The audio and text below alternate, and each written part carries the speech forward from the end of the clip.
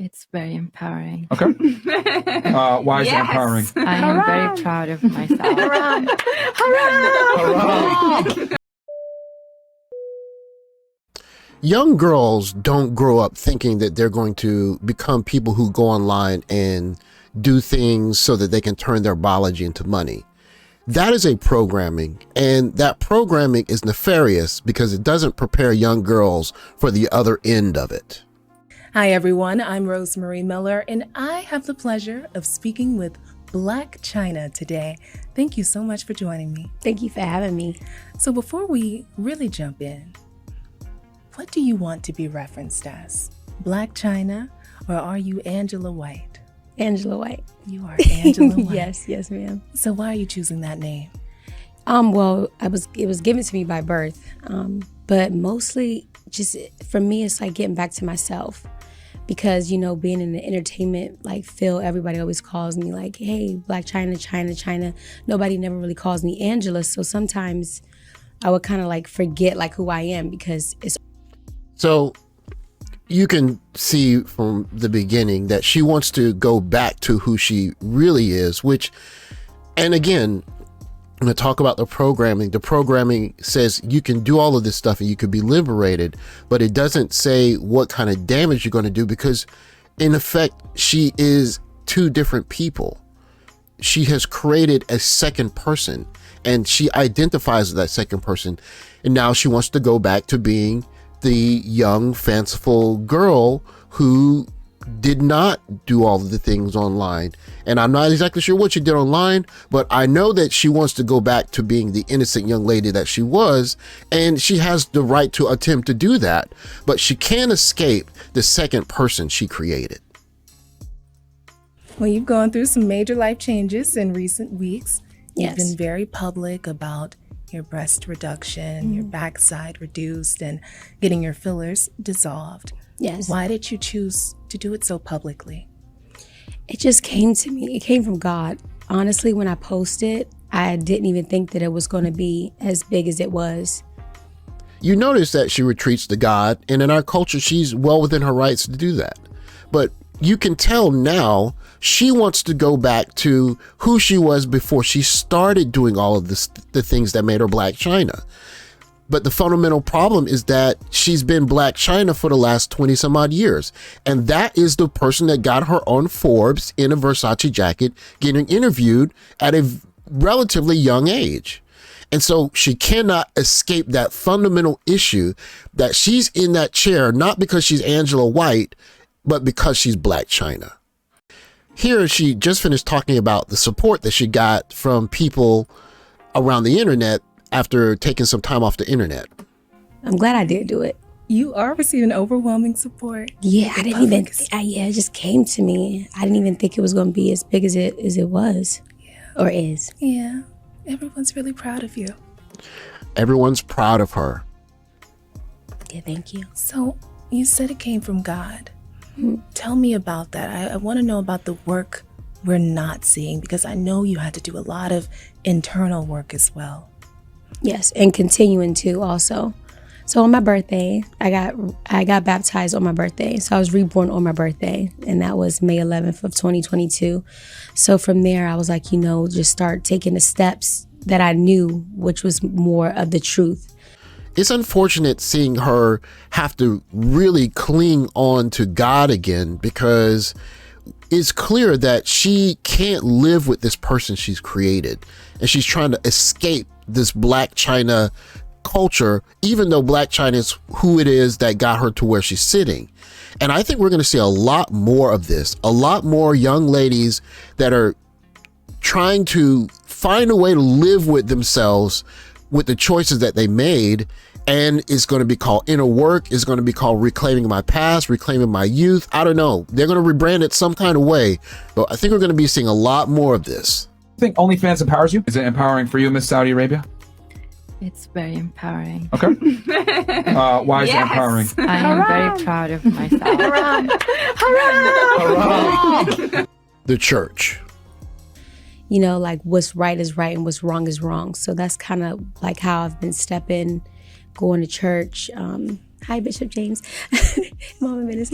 Going to church and just having my church family and the other people that like pray for me and pray with me, because you can't do it by yourself. You can, but it's better when you have like your church family, your prayer warriors, because there's some days where you might feel like, okay, this is like too much for me. We need to go. Yeah, the church is going to come back. The church is going to come back because it's going to be that place that's going to give the I hate to say it, but the do-over. How do I get a chance to go back to where I was? Because I don't want to be where I am. Okay. Women don't want consequences for poor decisions. If you sexualize yourself as a woman, 9 out of 10 times, every man you deal with is going to sexualize you as well in reciprocation. You also deactivated your OnlyFans account. Mm-hmm. And I hear that was the source of a lot of your money. And I want to just clear this up right now, because there is a $239 million discrepancy right now going on. I've seen that. You have. So April 2022, you said you made $1 million from it in 2021. But now I'm seeing reports that are saying 240 million. What's the actual number?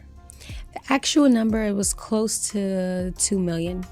Do you think that if she could go back and do it again, you think that she would take the 2 million? Because right now it sounds like she doesn't want the 2 million that she got.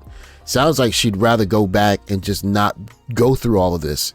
Now, I could be wrong, but the reason I believe that is because, well, first of all, she might have thought that it's going to be much more than that. But second, she doesn't have herself anymore.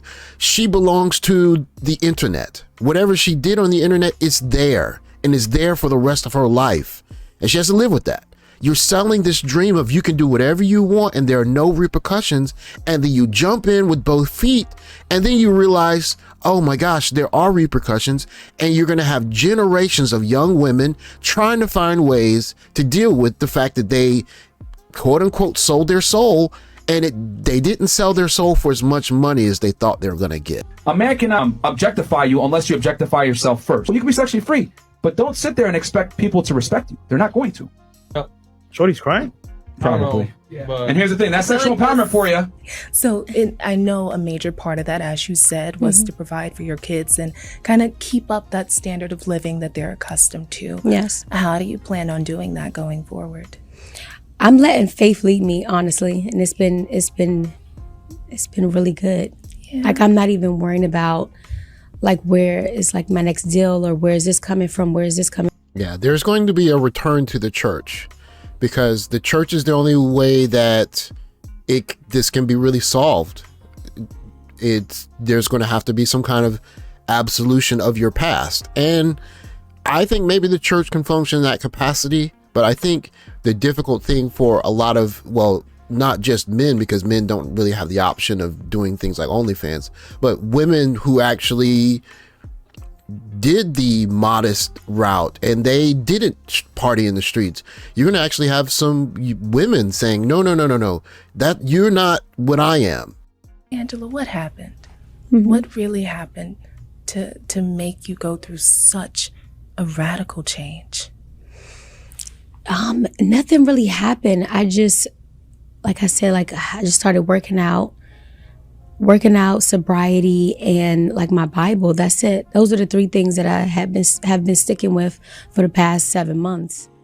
The reason this TikTok is so apropos to this conversation, and shout out to Fresh and Fit, by the way, is that it's in a microcosm what the empowerment journey is going to be for multiple generations of young women. I think OnlyFans empowers you. Is it empowering for you, Miss Saudi Arabia? It's very empowering. Okay. Why is it empowering? I am very proud of myself. What's so nefarious about the sexual empowerment movement is that the fun part is in a room with a bunch of young ladies cheering you on, saying you're doing the right thing, do you? But that's the easy part. And when you watch the rest of the TikTok, you can see her realize this is just the beginning. Okay. Women don't want consequences for poor decisions. If you sexualize yourself as a woman, 9 out of 10 times, every man you deal with is going to sexualize you as well in reciprocation. A man cannot objectify you unless you objectify yourself first. Well, you can be sexually free, But don't sit there and expect people to respect you. They're not going to. Shorty's crying? Probably. But And here's the thing, that's sexual empowerment for you. What's so important about this particular moment is that this is the moment she realizes that she can't go back. In our society, we say, oh, God, please wash away my sins. Please forgive me. Boom. And then why are you judging me? But there are other societies that are not so forgiving. And as we see this kind of idea attempt to spread around the world, you're going to start seeing pushback. I won't say just from people in other places, but you're seeing pushback from people, even men in the West, because men have daughters. Half of the men that have kids are going to have daughters. And you don't want to see your daughter broken before she reaches 25. And that's what this, whatever you want to call this culture is doing to young ladies. They're getting broken. And no, first of all, no man wants to marry a broken woman, but no father wants to see his daughter broken. He wants to see her remain the innocent little girl that she was when she had the fanciful ideas, thinking that she wanted to save the oceans, save the elephants in Africa, and be an ice princess. And when you see this happening to young ladies, they're no longer capable of being ice princesses anymore. They're women that are trying to heal, and they're searching for something to replace that new entity that they had to create so they can make a couple of bucks easily. What's waiting for these ladies is the realization that every single time they decided to do whatever it is they did for the money, they had that voice inside of them saying, we shouldn't do this. And they have to live with the fact that they ignored that voice for years, knowing that that voice told them the right thing to do. Thanks for watching. Like, subscribe, comment down below, and I'll catch you guys in the next video. Take care, guys.